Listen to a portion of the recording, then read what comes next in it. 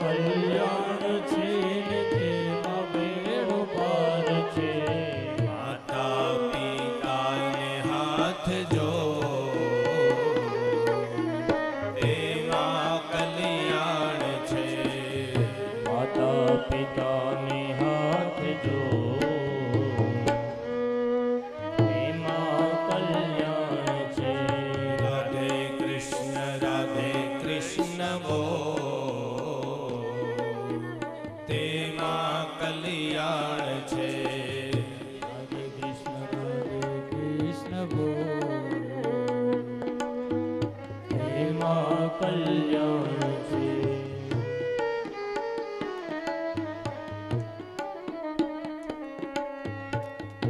કીર્તન થતું હોય તો બેસી રહેવું બરાબર ન કહેવાય. એટલે મહાપુરુષો એવું કહે છે સાથે તાલી પણ હોવી જોઈએ. શા માટે તાલી? મારા વાસુદેવને વાલી માટે વગાડો તાલી.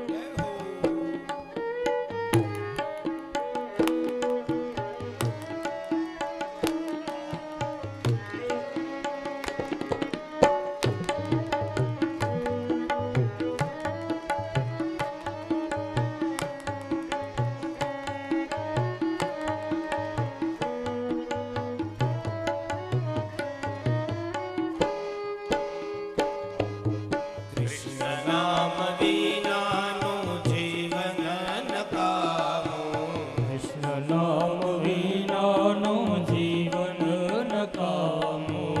કૃષ્ણ નામ વિનાનું જીવન નકામું. કૃષ્ણ નામ વિનાનું જીવન નકામું. દુઃખ સર્વે જાય છે ને સુખ આવે સામું. સર્વે જાય છે ને સુખ આવે સારું. દુઃખ સર્વે જાય છે ને સુખ આવે સામું. દુઃખ સર્વે જાય છે ને સુખ આવે સારું. વિવેક વિચાર કરી બોલ તેમાં કલ્યાણ છે. વિવેક વિચાર કરી બોલ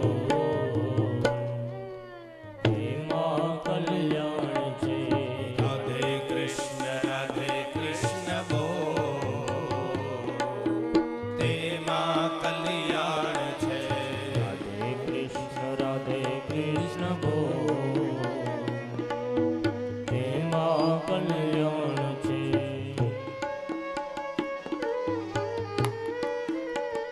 અમેરિકા અને યુરોપમાં તાલી આમ પાડે છે.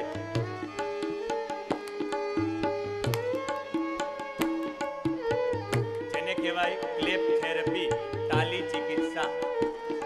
આ બધા પોઈન્ટ છે. કોઈ પાવૈયાને દવાખાને જોયો તમે? પાવૈયો તાલી હવે આમ પાડે છે, બાકી પહેલા એ આમ જ પાડતા.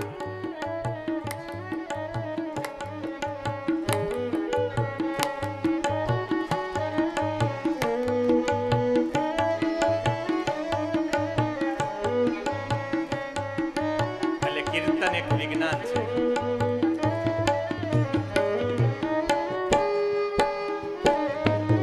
તારે સંસારિયામાં માયાની હાટડી.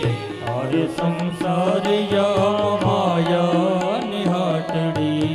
તારે સંસારિયામાં માયાની હાટડી.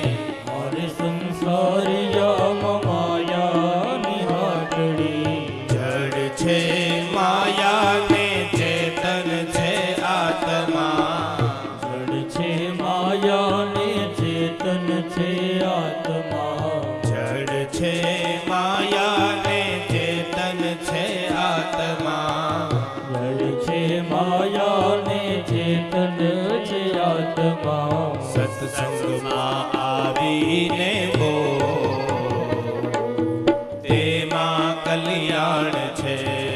સંગ માયા વીને બોલ તેમાં કલ્યાણ છે. રાધે કૃષ્ણ બોલ તેમાં કલ્યાણ છે. રાધે કૃષ્ણ બોલ કલ્યાણ છે.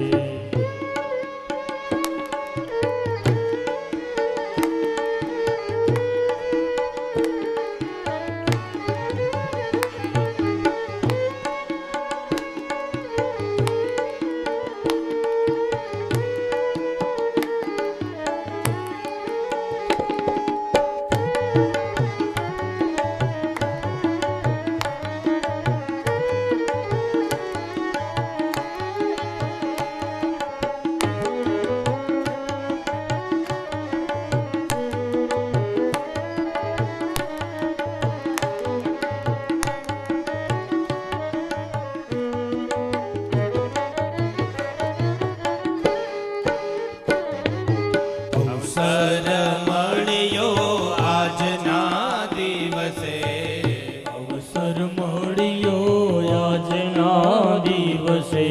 અવસર મળ્યો આજના દિવસે, અવસર મળ્યો આજના દિવસે. નામ લેવા આજે કૃષ્ણ બોલાવે, નામ લેવાયા જ કૃષ્ણ બોલાવે.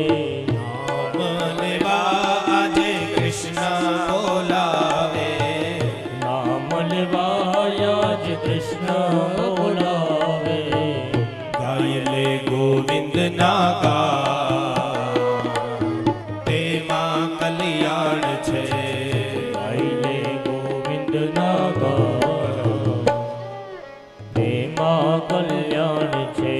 રાધે કૃષ્ણ બોલ, તેમાં કલ્યાણ છે. હે કૃષ્ણ રાધે કૃષ્ણ બોલ, તેમાં કલ્યાણ છે.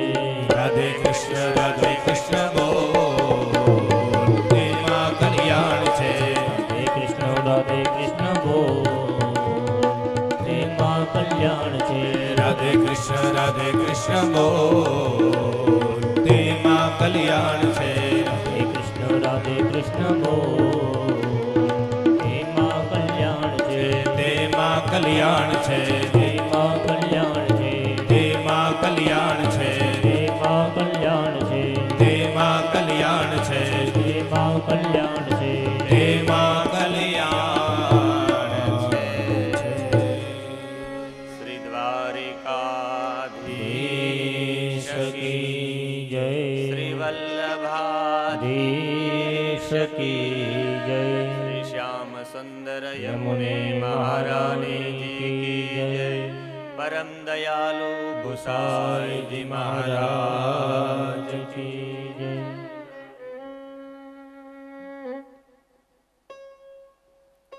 હરિઓમ. નંદ નંદન યશોદાનંદન આનંદ કંદ મુકુંદ એવા લાડલીલાલ શ્રી કૃષ્ણ પરમાત્માના આ વાણી સ્વરૂપ, આ વાણી વિગ્રહ ભાગવતજીને વંદન. વીરપુર ગામની તમામ ચેતનાઓને વંદન. બ્રહ્મવેતા બ્રાહ્મણો, માં શારદાના ઉપાસકો સારસ્વતો તથા કથા મંડપમાં બિરાજી પરીક્ષિત સ્વરૂપ તમામ શ્રોતાઓના હૃદયમાં પ્રતિષ્ઠિત એ પરબ્રહ્મ પરમાત્માને મારા વંદન સાથે સૌને જય શ્રી કૃષ્ણ.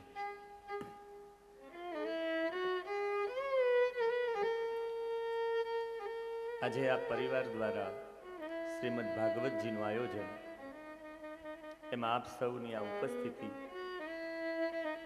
એ ઉપસ્થિતિ એવું નહીં સમજવું કે આ પરિવાર સાથે અમારો સંબંધ છે, અમે એના કુટુંબી છીએ એટલે અમારે કથામાં આવવું પડે, એવું સમજવું નહીં. સમજવાનું સાક્ષાત ઠાકોરજીએ તમને કોલ કરીને બોલાવ્યા છે કે 7 દિવસ મારી સાથે વાર્તાલાપ કરવા માટે આવો.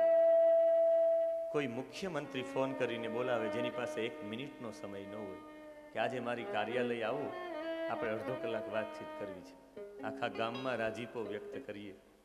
કોઈ તમને પ્રધાનમંત્રી કહે કે મારી સાથે અડધો કલાક બેસવા માટે આવો, મારે તમારી સાથે વાર્તાલાપ કરવી, માણસ એનાથી વધારે પ્રસન્ન થાય. પણ રાષ્ટ્રપતિ કે, ભારતનો રાષ્ટ્રપતિ કે મારી સાથે આવો, મારે તમારી સાથે 7 દિવસ બેસવું છે, તો તમે રાજી થઈ જાઓ આ જગતપતિએ તમને બોલાવ્યા છે કોલ કરીને, 7 દિવસ મારી પાસે આવો. આ 7 દિવસ જગતપતિ સાથે વાર્તાલાપ કરવા માટેનો આ વિષય છે. ને એટલું ચોક્કસ કહી શકું કે પુરાણો બધા પુરાણો છે, પણ ભાગવતજીની વિશેષતા એવા માટે છે કારણ કે આ પુરાણ સાક્ષાત કોઈ પુસ્તક નથી, સાક્ષાત ઠાકોરજીનું મસ્તક છે. મૂર્તિ બનાવનાર, મૂર્તિમાં પ્રાણ પ્રતિષ્ઠા કરનાર, પ્રાણ પ્રતિષ્ઠા કરાવનાર અને એનો પ્રચાર પ્રસાર કરનાર, એ બધા અલગ અલગ હોય. આપણે જોજો મૂર્તિ લઈ આવીએ, મૂર્તિ કોઈ બનાવેલી હોય, એમાં પ્રાણ પ્રતિષ્ઠા કોઈ પુરાવનાર બ્રાહ્મણ બીજા કોઈ હોય, છેલ્લે એનો સદપ્રચાર કરનારા બીજા કોઈ, એની પૂજા કરનારા બીજા કોઈ હોય. પણ આ ઠાકોરજીનું આ વાણીમય સ્વરૂપ ભાગવતજી એવા છે. ભાગવતજીની પ્રતિષ્ઠા કરનાર કોણ? તો કે બધું ભગવાન ભગવાન ભગવાન ભગવાન. છેલ્લે પ્રચાર અને પ્રસાર કરનાર સુખદેવજી પણ પરમાત્મા સ્વરૂપ, આખી રચના કરનાર વ્યાસજી પણ ભગવાન નારાયણનો અવતાર, અને સાક્ષાત એમાં પોતાનું તેજ પધરાવનાર ભગવાન શ્રી કૃષ્ણ ભાલકાના સ્થાન ઉપર, બધું પરમાત્મા. અતિશયોક્તિ ન હોય તો એટલું હું કહી શકું, કદાચ તમે હનુમાનજીની સેવા કરો, પૂજા કરો, શુશ્રૂષા કરો, વરિવસ્યા કરો, અને હનુમાનજી કદાચ પ્રસન્ન થાય, કદાચ એનો રાજીપો વ્યક્ત કરે અને તમને કદાચ કંઈક આપવા ધારે, તો હનુમાનજી તમને બળ આપી શકે. કાલે જ હનુમાન જન્મોત્સવ હતો. કદાચ તમે મહાલક્ષ્મીની સેવા કરો, પૂજા કરો, આરતી કરો, અને મહાલક્ષ્મી પ્રસન્ન થાય તો તમને સંપત્તા આપે, તમને સંપત્તિ આપે, તમને સંપદા આપી શકે. કદાચ ને માં સરસ્વતીની ઉપાસના કરો ને માં શારદા તમારી શુશ્રૂષા, તમારી સેવાથી પ્રસન્ન થાય, અને કદાચ માં શારદા આપે તો તમને વિદ્યા આપી શકે. પણ અખિલ બ્રહ્માંડનો માલિક એ કાળિયો ઠાકોર પ્રસન્ન થાય ને તો કથા મળે. એટલે આપણી ઉપર ઠાકોરજીની પરમ કૃપા છે કે કથા મળી છે. કારણ કે આ કથા કોઈ પ્રયાસથી થતા કામો નથી, આ પ્રેમથી થતા કામો છે. શ્રીમદ ભાગવતજીનું આયોજન ક્રિયા સાધ્ય નથી, કૃપા સાધ્ય છે. ભગવાનની કૃપા થાય તો તમે ભાગવતજીની કથા ઘરે બેસાડી શકો, ભાગવતજીને પધરાવી શકો. આપણા ભારતનો સૌથી મોટું જેને કહી શકે ઉદ્યોગપતિમાં જેનું નામ છે, એના માતૃશ્રીએ હાથમાં શ્રીફળ લઈ લીધું પૂજ્ય ભાઈ શ્રી રમેશભાઈ ઓજાજી પાસે કે મારી તમારે જામનગરમાં કથા કરાવવાની છે, મારી ફેક્ટરીમાં. અને બંને ભાઈઓ જે ગીડા, અત્યારે બંને ભાઈઓ અલગ છે. આજે ભારતનો નહીં, વિશ્વને મુઠ્ઠીમાં કરનાર, જેની પાસે એવડી મોટી ફેક્ટરીઓ છે, એના દીકરાઓ બે અલગ થઈ ગયા. આજે એ કથા બેસાડી શકતા નથી. ત્યારે એવું લાગે આ ક્રિયા સાધ્ય નથી, આ કૃપા સાધ્ય છે. ઠાકોરજીની કૃપા પર વરસે તો વિચાર આવે ને વિચાર અમલમાં મૂકી શકો, બાકી ન કરી શકો. એટલે વેદોપનિષદામ સારાત જાતા ભાગવતી કથા. વેદ ઉપનિષદનો સાર છે. એટલે આ વેદ ને ઉપનિષદનો સાર એ જ વ્યક્ત કરી શકે જેણે વેદ અને ઉપનિષદ ભણ્યા હોય. જેણે વેદ અને ઉપનિષદ ન ભણ્યા હોય, મને 2-5 કીર્તન આવડી ગયા હોય, મને 2-5 કથાઓ આવડી જાય ને હું વ્યાસપીઠ ઉપર બેસું તો એ વ્યાસપીઠનું અપમાન છે. એટલે જેણે વેદ ને ઉપનિષદનો આખો સાર છે એ ભાગવતજી છે. ભાગવતજીમાં સામાન્ય પરિચય આપીને ભાગવતજીમાં સીધો મહાત્મ્યનો પ્રવેશ. ભાગવતજીમાં 12 સ્કંદ છે. ભાગવતજીની અંદર 335 અધ્યાય છે. ભાગવતજીની અંદર 43 પ્રકરણો છે. આ ભાગવતજીની અંદર 18,000 શ્લોકો છે, 75 લાખ શબ્દો છે, 5,76,000 અક્ષરો છે, જેમાં 84 મોટી સ્તુતિઓ છે, ગોપી ગીતાદિ, જેમાં 7 મોટા ગીતો છે, 3 ચતુશ્લોકી છે, જેની અંદર ભક્તિ, જ્ઞાન, વૈરાગ્ય, ખગોળ, ભૂગોળ, વિજ્ઞાન, ધર્મ, એક એવી બાબત તમે તારવી ન શકો જે ભાગવતજીમાં નથી. તમે 7 દિવસ બેસો કથામાં અને કથા શ્રવણ કરીને કહેજો કે આમાં વિજ્ઞાનની વાત નથી આવી. તમે 7 દિવસ કથા શ્રવણ કરીને કહેજો કે આની અંદર અમને મનોવિજ્ઞાન નથી આવ્યું, આમાં ખગોળ નથી આવ્યું, આમાં ભૂગોળ નથી આવ્યું, આમાં આયુર્વેદ નથી આવ્યું. ભાગવતજી એટલે ગુલાબમાંથી તમે બધું અલગ પાડો તો આયરન, કોપરન, એની સુગંધ, એની સ્માઇલ, એનું પાણી બધી અલગ થઈ શકે. એ ગુલાબમાંથી બધું અલગ થઈ શકો, પણ પાછું એ બધાને ભેગું કરો તો ગુલાબ ન થાય. ભાગવતજીમાંથી બધું નીકળે, પણ એ બધું એકત્રિત કરો તો ભાગવતજી ન બને. આ ભાગવતજીમાં મારો અનુરોધ છે. ફરી વીરપુરમાં મારે આવવાનું થાય કે ન થાય મને ખ્યાલ છે નહીં, ફરી કથા થાય કે ન થાય એ પણ મને ખ્યાલ છે નહીં, કારણ કે મારા લિસ્ટોમાં પણ બહુ લાંબી યાદી હોય છે. તો આ પરિવારનો અતિ સ્નેહ હતો એટલે આ કથામાં આવવાનું થયું. પણ 7 દિવસ કથા મારી વિનંતી છે આપને વ્યાસપીઠથી, ગમે તેવો સમયનું એડજસ્ટમેન્ટ કરી 7 દિવસ કથા સાંભળજો અને કથા સાંભળીને પછી અનુભવ કહેજો. 7મા દિવસે તમે કહેશો કે ખગોળ ને ભૂગોળ ને વિજ્ઞાન ને અમને ભાગવતજીમાં આનંદ નથી આવ્યો, તો એ દિવસથી હું વ્યાસપીઠે બેસવાનું બંધ કરી દઈશ. તમે જે દિવસે કહેશો અમને આનંદ નથી આવ્યો, પણ તમે 7 દિવસ બેસો, કારણ કે અમે ભાગવતજી લઈને નીકળીએ છીએ એટલે નો બિઝનેસ, અમે કોઈ વ્યવસાય માટે નીકળતા નથી. આ ભાગવતજી અમારા પૈસા કમાવાનું સાધન નથી, ભાગવતજી અમારી સાધના છે. અમે સાધનાના રૂપમાં ભાગવતજીને લઈને નીકળીએ. એટલે મારી આપને ખાસ વિનંતી છે કે જેટલું બની શકે એટલું 7 દિવસ શ્રવણ કરજો, કારણ કે માણસનું કંઈ નક્કી નથી હોતું કે માણસ ક્યારે જતા રહે છે અને પાછો એવો કંઈ મોકો ન આવી શકે. વક્તાએ જતા રહીને શ્રોતાએ જતા રહી.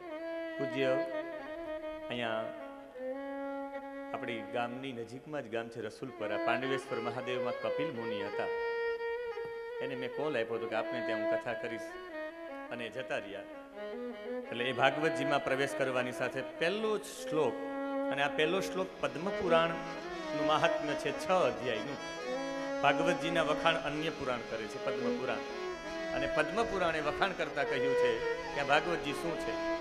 આ જે પહેલો શ્લોક હું બોલું છું એ શ્લોક ભાગવતજીનો નથી, પદ્મપુરાણનો પણ નથી. કોઈ મહાપુરુષે આનું નિર્માણ કર્યું છે. ભગવાનનું સામર્થ્ય કેવું છે, ભગવાનનો સ્વભાવ કેવો છે, ભગવાનનું સ્વરૂપ કેવું છે, ભગવાનની આકૃતિ, ભગવાનની પ્રકૃતિ અને ભગવાનની કૃતિ કેવી છે, એના માટેનો પ્રથમ શ્લોક. સચ્ચિદાનંદ રૂપાય વિશ્વોત્પત્યાદિ હેતવે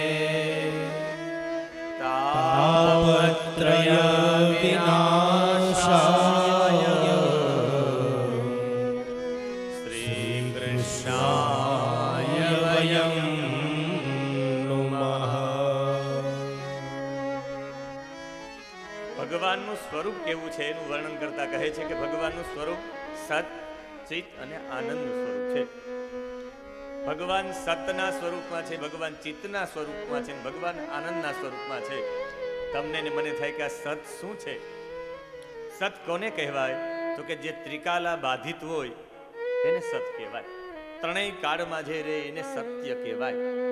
જે પૂર્વ કાળમાં ભૂતકાળમાં હતું, અત્યારે વર્તમાન કાળમાં પણ છે અને ભવિષ્ય કાળમાં પણ રહેશે.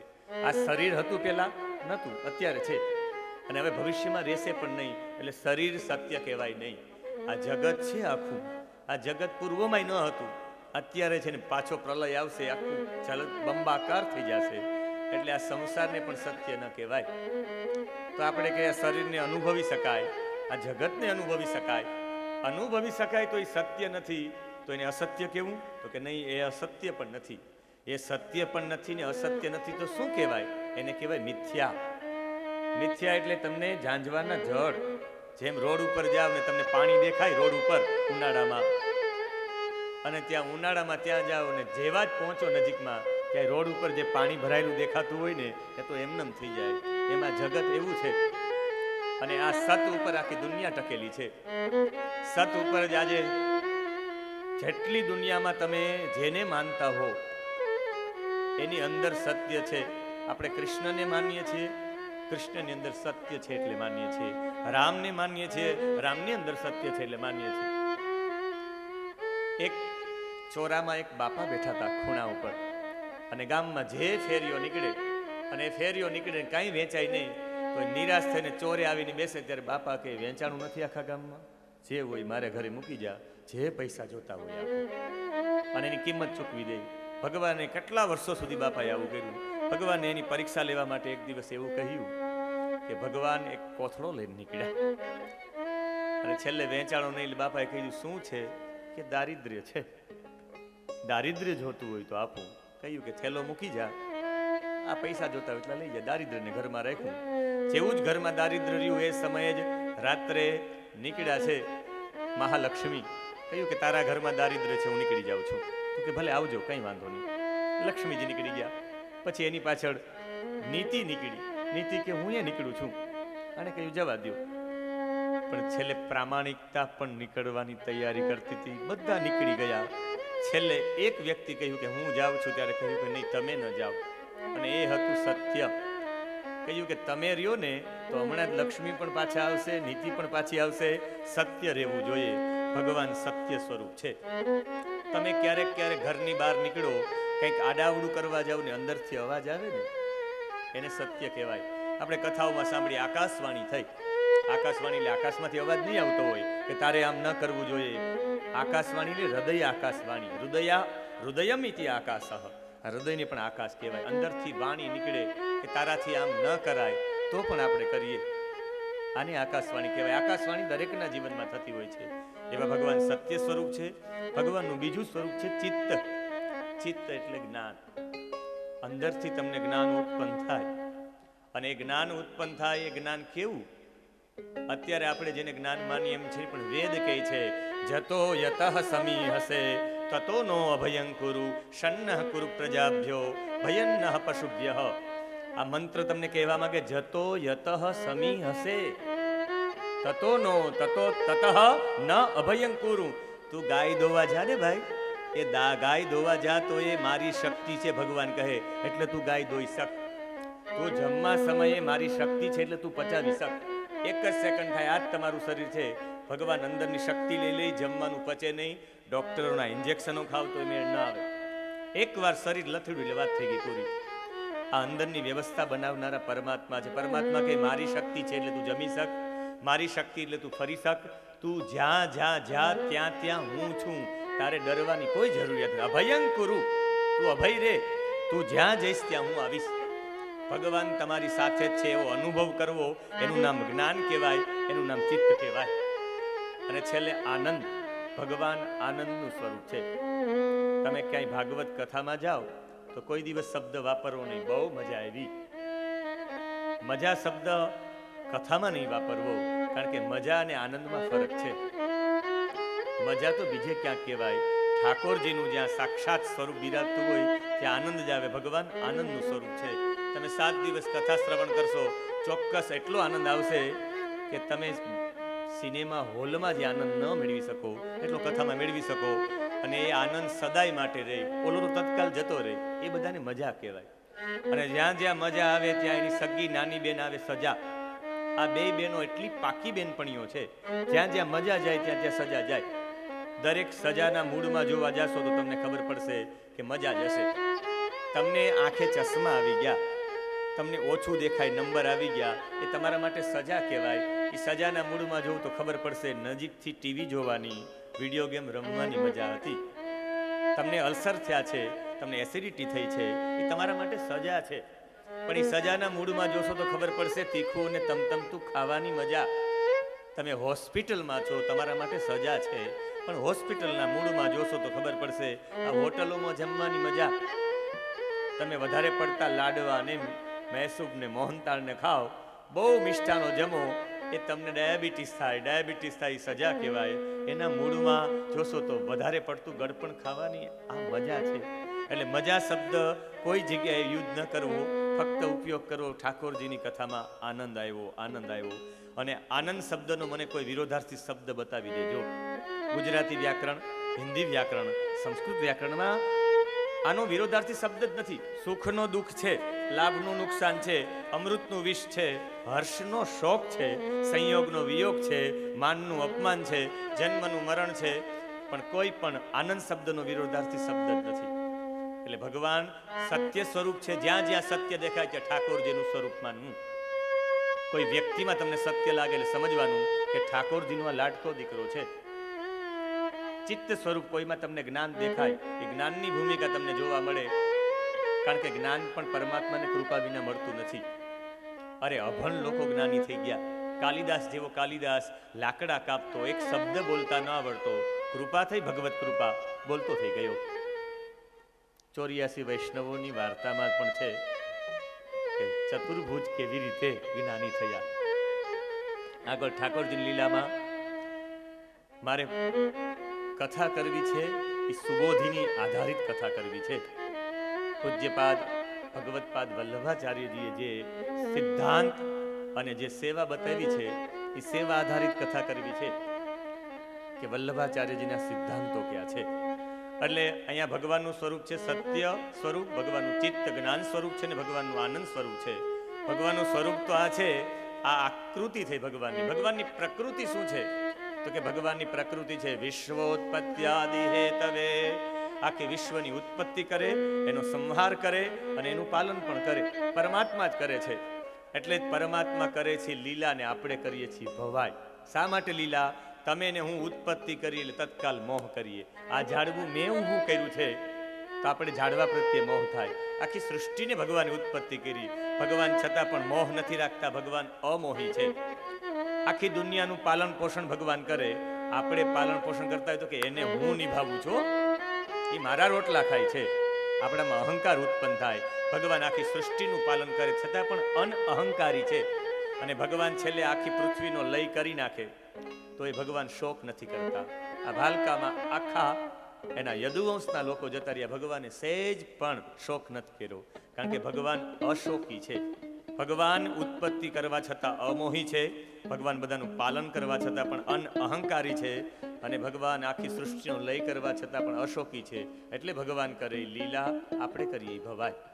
અને ભગવાનની કૃતિ શું? તો કે તાપત્રય વિનાશાય. 3 પ્રકારના તાપોને વિનાશ કરે છે ભગવાન. તાપ એટલે આધિદૈવિક, આધિભૌતિક અને આધ્યાત્મિક. આપણે કે એમાં ખબર નથી પડી, સાવ ગુજરાતીમાં આધિ, વ્યાધિ અને ઉપાધિ. આપણે કે એમાંય ખબર નથી પડી તો એનાથી સરળ, તમારી પાસે ન હોય અને એમાંથી જે દુઃખ ઉત્પન્ન થાય એને આધિનું દુઃખ કહેવાય. ફલાણા પાસે 4-વ્હીલ કાર છે, મારી પાસે સાયકલ છે, અભાવમાં થતા દુઃખને આધિનું દુઃખ કહેવાય. પછી વ્યાધિ, શરીરમાં રોગ થાય એને વ્યાધિ કહેવાય. અને તમારા ઘરે ટેલિફોન હોય ને વારંવાર કોઈ ફોન કરે, ફલાણા ભાઈને બોલાવી દો, ફલાણા ભાઈને બોલાવી દો, અને આપણે બપોરના તડકામાં ધક્કાઓ ખાતા હોય એને ઉપાધિ કહેવાય. હોવા છતાં પણ દુઃખ ઉત્પન્ન થાય. તમારી પાસે 4-વ્હીલ કાર હોય ને કોઈ કે ચાલો તો દવાખાને તાલાડા જેવું છે, હોવા છતાં પણ દુઃખ ઉત્પન્ન કરે એને ઉપાધિ કહેવાય. એ ત્રણેય દુઃખોનો નાશ કરનારા છે એવા શ્રી કૃષ્ણાય, એવા શ્રી રાધા સહિત કૃષ્ણજીને અમે લોકો નમસ્કાર કરીએ છીએ. અને આ ભાગવતજી છે એના 5 વક્તા છે. સૌથી પહેલા વક્તા નારાયણ છે, આ ભાગવતજીના બીજા વક્તા બ્રહ્માજી છે, આ ભાગવતજીના ત્રીજા વક્તા નારદજી છે, આના ચોથા વક્તા વ્યાસ સ્વયં છે, અને 5મા વક્તા સુખદેવજી છે. 5 લોકોએ એવું ગાન કર્યું છે આના જેવા આજ સુધી કોઈ વક્તાઓ હવે થઈ શકશે નહીં. અને નૈમિષારણ્યમાં 88,000 ઋષિઓ ભેગા થયા. એમાં 66,000 પુરુષો હતા, 22,000 સ્ત્રીઓ હતી. એ ઋષિઓમાં 22,000 સ્ત્રીઓ હતી. કદાચ આવું સત્ર કરવામાં આવે અત્યારે તો અત્યારે 66,000 સ્ત્રીઓ હોય, કેમ કે દરેક કથાઓમાં સ્ત્રીઓ સૌથી વિશેષ હોય છે.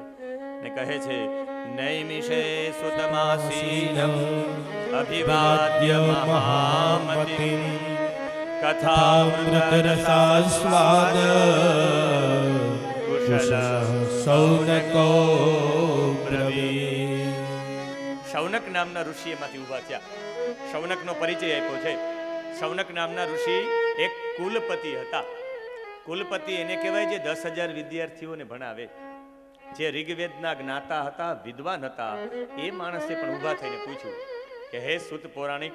સુત પૌરાણિકનું નામ છે ઉગ્ર શ્રવા. શ્રવા એટલે શ્રવણ કરવા વાળા, જેના કાન સારી રીતે શ્રવણ કરે, સતત શ્રવણ કરે, એને ઉગ્ર શ્રવા કહેવાય. જે રોમહર્ષણ નામના સુત પૌરાણિકના પુત્ર છે. વ્યાસપીઠ ઉપર સુત પૌરાણિકને બેસાડ્યા. શા માટે બેસાડ્યા? એના શરીરની બોડી લેંગ્વેજ એવી હતી કે એ જોઈને બધાને ખ્યાલ પડી ગયો કે આ જ્ઞાની જ હોય. સુત પૌરાણિકને કોઈ ઓળખતા હતા નહીં, પણ સુત પૌરાણિક જેવા જે સત્રમાં આવ્યા, નૈમિષારણ્ય સત્રમાં 88,000 ઋષિઓ ઊભા થઈ ગયા. અને આ ઉગ્ર સવા ઋષિઓથી ઉંમરમાં નાના હતા તો એ બેસાડ્યા. સુતજીએ કહ્યું કે ભાઈ મારી પાસે તો એટલું બધું જ્ઞાન પણ નથી, પણ તમે મને શા માટે બેસાડ્યો? કે તમારી આકૃતિ એવું કહી દે છે કે તમે પરમ જ્ઞાની છો, અને અમે જ્ઞાન મેળવવા માટે બેઠા એટલે અમે ખાલી થઈને બેઠા છે. જ્ઞાન મેળવવું હોય તો ખાલી થવું પડે. કોઈ એક શિષ્ય આવ્યા એના ગુરુજી પાસે, ગુરુજી બ્રહ્મ જ્ઞાન આપો, ગુરુજી બ્રહ્મ જ્ઞાન આપો. ગુરુજી કે 1 માસ પછી અને 1 મહિના પછી જ્યારે એ આવ્યા પાછા, કે પેલા દૂધ પી લે. કપમાં દૂધ પધરાયું, કપ ભરાઈ ગયો, રકાબી ભરાઈ ગઈ, દૂધ બહાર નીકળી ગયું. કે ગુરુજી બહાર ઢોળાય છે દૂધ. કે અત્યારે જ્ઞાન આપીશ તો મારું જ્ઞાને બહાર ઢોળાઈ જશે, પેલા જા તું ખાલી થઈને આવ. જ્ઞાન મેળવવું હોય તો ખાલી થવું પડે. આવો શૌનક જેવો વિદ્વાન ઋષિ ખાલી થઈને ઊભા થઈને 2 પ્રશ્ન પૂછ્યા છે. એમાં પહેલો પ્રશ્ન હતો, ભક્તિ જ્ઞાન વિરાગ્યાપ્તો વિવેકો વર્ધતે મહાન, માયા મોહ નિરાશશ્ચ વૈષ્ણવે ક્રિયતે કથમ. કયું વૈષ્ણવ લોકો માટેના 2 પ્રશ્નો કર્યા કે વૈષ્ણવો માટે ભક્તિ જ્ઞાન વૈરાગ્ય સાથેનો વિવેક કેમ વધે? પહેલો પ્રશ્ન વૈષ્ણવોનો ભક્તિ જ્ઞાન વૈરાગ્ય સહિતનો વિવેક કેમ વધે? અને બીજો પ્રશ્ન માયા અને મોહનું નિરસન કેમ થાય? માયા અને મોહ દૂર કેમ થાય? આ વૈષ્ણવો માટેના 2 પ્રશ્નો પૂછ્યા. અને આપણે એમ થાય કે ભક્તિ જ્ઞાન વૈરાગ્ય સાથેનો વિવેક, આખું ભાગવતજી વિવેક ઉપર છે. તમારી પાસે સામાન્ય વિવેક નહીં, ભક્તિ જ્ઞાન વૈરાગ્ય સાથેનો વિવેક હોવો જોઈએ. સામાન્ય વિવેક તો રિક્ષા વાળો પણ કરે છે. તારાણા જવું છે? બેસો બેસો. કોઈની દુકાને જાવ, શું જોઈએ છે? અરે શેરડીનો રસ વેચવા વાળો કે સર બેસો, રસ જોઈએ છે. આવો વિવેક નહીં, આને સ્નેહ રહિત વિવેક કહેવાય. સ્નેહ સહિતનો વિવેક. એક બેરિસ્ટર, જજ, વૈજ્ઞાનિક આ જે રીતે વિવેક આપે એમ નહીં, ભક્તિ જ્ઞાન વૈરાગ્ય સહિતનો વિવેક. અને એ વિવેક કેમ વધે? ત્યારે કહ્યું, હું એટલો બધું ભણેલો નથી, પણ મારી ઉપર ગુરુની કૃપા છે. કહ્યું છે કે મેં મારા ગુરુજી પાસે કથા સાંભળી છે, વ્યાસજી પાસે. કદાચ ચિંતામણી હોય ને, એ ચિંતામણી તમારા હાથમાં આવી જાય તો ચિંતામણીમાં તમે જેવું ચિંતન કરો એવું તમને મળી જાય. અને કલ્પવૃક્ષ એવું છે કે એની નીચે બેસો તો કલ્પવૃક્ષ નીચે જેવું કલ્પના કરો એવું મળી જાય. પણ આ 2 ચિંતામણી પાસે અને કલ્પવૃક્ષ પાસે વિવેક નથી. જો ચિંતામણી પાસે અને કલ્પવૃક્ષ પાસે વિવેક હોત તો એની નીચે તો ગમે તેવો માણસ બેસે, અને એ બેસીને બીજું આડાવડું માગે તો એ કલ્પવૃક્ષને આપવું પડે, ચિંતામણીને આપવું પડે. એનો મતલબ છે કે ચિંતામણીમાં અને કલ્પવૃક્ષમાં વિવેક નથી. પણ તમે ગુરુનો આશ્રય લીધેલો છે એટલે ચોક્કસ તમારામાં વિવેક હશે. મન, બુદ્ધિ અને હૃદય આ પાણીથી શુદ્ધ નથી થતા. આ મન, બુદ્ધિ અને હૃદય વાણીથી શુદ્ધ થાય. તો એવી વાણી અમને સંભળાવો ગુરુ કૃપાના કારણે. કહ્યું છે કે ગુરુ કૃપાના કારણે મને જે યાદ છે, મેં ભાગવતજીનું અનુસંધાન કર્યું છે. મેં સાક્ષાત જોયું કે 7 જ દિવસમાં પરીક્ષિતની મુક્તિ થઈ ગઈ હતી. સૂત પૌરાણિક કહે, પરીક્ષિતને જ્યારે શ્રાપ મળ્યો, અને પરીક્ષિતને શ્રાપ મળ્યો એટલે એ ઋષિઓની વચ્ચે આવીને બેસી ગયા. પરીક્ષિતે કથામ વસ્તુમ સભાયામ સંસ્થિતે શુકે. અને શુકદેવજી એને કથા સંભળાવવા આવ્યા ત્યારે દેવતાઓ અમૃતનો કળશ લઈને આવ્યા. અમૃતનો કળશ લઈને આવીને કહ્યું કે શુકદેવજી, અમે તમને અમૃત કળશ આપીએ, તમે અમને કથામૃત આપો, અમને સંભળાવો કથા, અમને એકને જ, બીજા કોઈને નહીં. હસવા માંડ્યા શુકદેવ. શુકદેવજી કહે છે કે તારી આ અમૃતની ને મારી કથાની કમ્પેરિઝન કરે છે, બરાબર નથી. વિનિમય બરાબર વસ્તુમાં થાય. 4 વ્હીલ ગાડી ને સાયકલનો વિનિમય ન થાય, એની લેણદેણ ન થાય. સામે 4 વ્હીલ કાર હોય તો થાય. આ તારું અમૃત છે, એ અમૃત બીજું કઈ નહીં. ક્વ સુધા ક્વ કથા લોકે ક્વ ક્વાચ ક્વ મણિર મહાન. આ તારી અમૃતની કળશ છે, અમૃતનો કળશ કાંચ છે, ને આ કથા છે એ સાક્ષાત મણિ સ્વરૂપ છે. એટલે તારે વિચારવાનું છે, જો તું સોદાગર બનીને આવ્યો, જો એમને ભક્ત બનીને આવ્યો તે બેસી ગયો તો કથા સંભળાવે. તો છેલ્લે એને કહ્યું કે પરીક્ષિતને પૂછી લ્યો, એને જોતું હોય તો. કહ્યું કે તમે અમૃતપાન કરી લ્યો, તમને કોઈ તક્ષક કરડશે નહીં, અમને કથા સાંભળવા દો. ત્યારે પરીક્ષિતજી બોલ્યા છે કે તમારા અમૃતમાં 2 દોષ છે અને અમારી કથામાં 2 ગુણ છે. અમૃતના 2 દોષ બતાવ્યા છે. એક સુરા સિસ્ટમ, એક તો એ દેવતાઓથી જૂઠું છે. અને પુષ્ટિ સંપ્રદાયમાં તમે આમ અધરથી પણ જલ પીવો ને તો તમારો શ્વાસ ત્યાં લોટાને અડી જાય એટલે એ પાણી જૂઠું કહેવાય, એ જલ જૂઠું કહેવાય. તમે બીજાને પીવડાવી ન શકો. આપણે ગામડામાં એવી ટેવ છે કે આમ અધરથી પી લઈ, બીજાના હાથમાં લોટો આપી દઈએ. તમે જલ પીધેલું હોય ને વધે ને એ પણ પધરાવી દેવું પડે, પગ ધોયેલું પાણી વધે એ પણ જોઈ દેવું પડે. એ બધું કૂતરાના મૂત્ર સમાન કહેવાય. શાસ્ત્ર એનો નિષેધ કરે છે.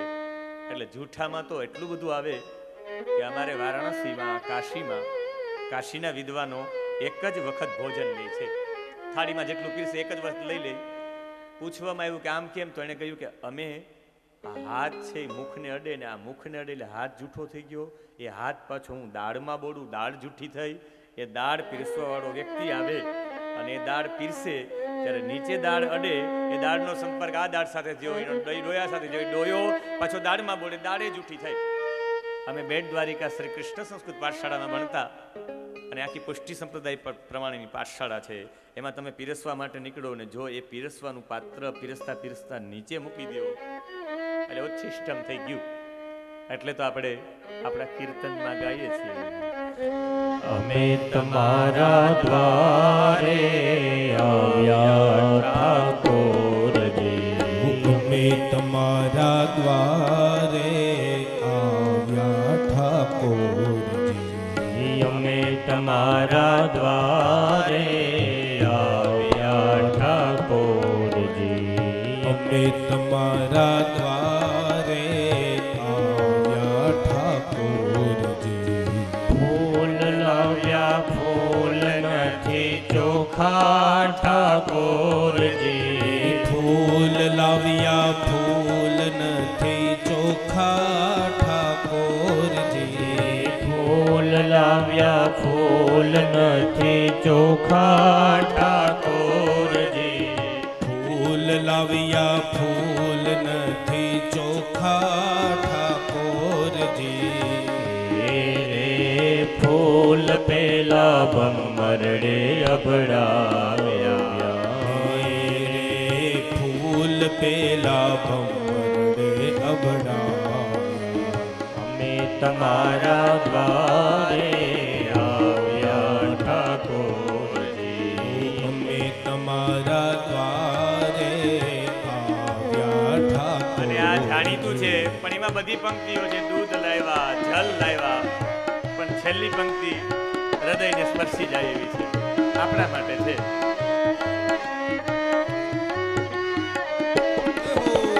અમે આવ્યા અમે નથી ચોખા ઠાકોરજી. અમે આવ્યા અમે નથી ચોખા ઠાકોરજી. અમે આવ્યા અમે નથી ચોખા ઠાકોરજી. અમે આવ્યા અમે નથી ચોખા ઠાકોરજી. મારે તારી કરતા કરતા આવ્યા ઠાકોરજી. મારી તારી કરતા કરતા આવ્યા ઠાકોરજી. મારે તારી કરતા કરતા આવ્યા ઠાકોરજી. મારી તારી કરતા કરતા આવ્યા ઠાકોરજી. અમે તમારા દ્વારે આવ્યા ઠાકોરજી. અમે તમારા દ્વારે આવ્યા. આપણે મારી તારી કરતા કરતા એવા ઠાકોરજીના દેવાલય સુધીના 32 દોષ છે. ઠાકોરજીની સેવામાં હવેલી તરફ જતા હોય, ઠાકોરજીના દેવાલય મંદિર તરફ જતા હોય, અને જ્યારે તમે મંદિર તરફ જાઓ ત્યારે ભાગવતજીમાં 32 દોષ બતાવ્યા છે. અને હરીશ્વરી મહારાજજી પોતાની ટીકામાં બતાવે છે ઠાકોરજીના દેવાલય જાઓ એટલે દેવાલયની સામે જ ગાડી રોકવી ન જોઈએ. દેવાલયથી થોડેક દૂર હોય ત્યાંથી પગેથી ચાલીને જાઓ. અને મંદિરના એકદમ બરાબર સામે પણ પોતાના પગરખા, પોતાની પાદુકા, ચપ્પલ ઉતારવા નહીં, થોડે દૂર ઉતારવા. થોડાક